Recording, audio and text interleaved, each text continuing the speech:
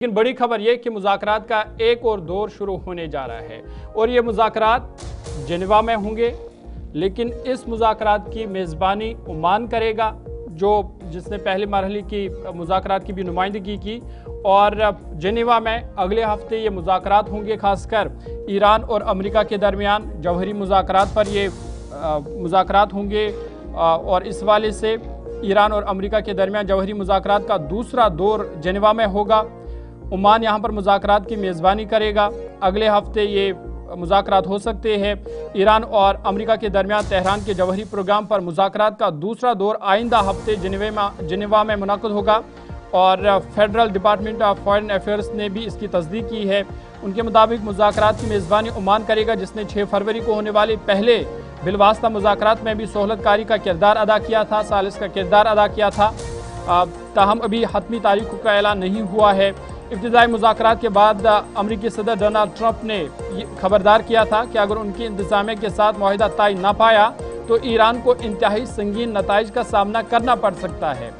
آپ کو یاد ہوگا کہ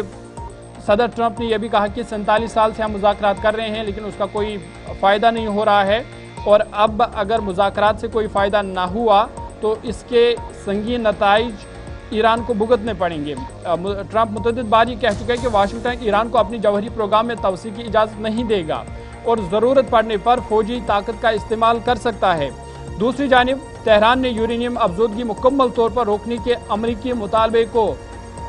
خارج کیا ہے، مسترد کرتے ہوئے کہا کہ اس کا لیے ہے۔ ایران حکام نے یہ بھی واضح کیا کہ کسی بھی حملے کی صورت میں بھرپور جواب امریکہ کو دیا جائے گا۔ گزشتہ سال بھی اسی نوعیت کے مذاکرات جون میں اس وقت تعطل کا شکار ہو گئے تھے جب اسرائیل اور ایران کے درمیان 12 روزہ جنگ چھڑ گئی تھی، جس دوران امریکہ نے بھی ایرانی جوہری تنصیبات پر حملے کیے تھے۔ تاہم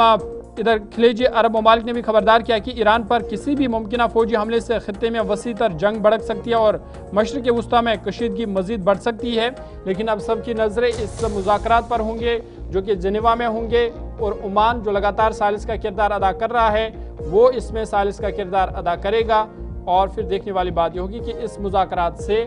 آئندہ کا لاہ عمل تیار کیا جائے گا۔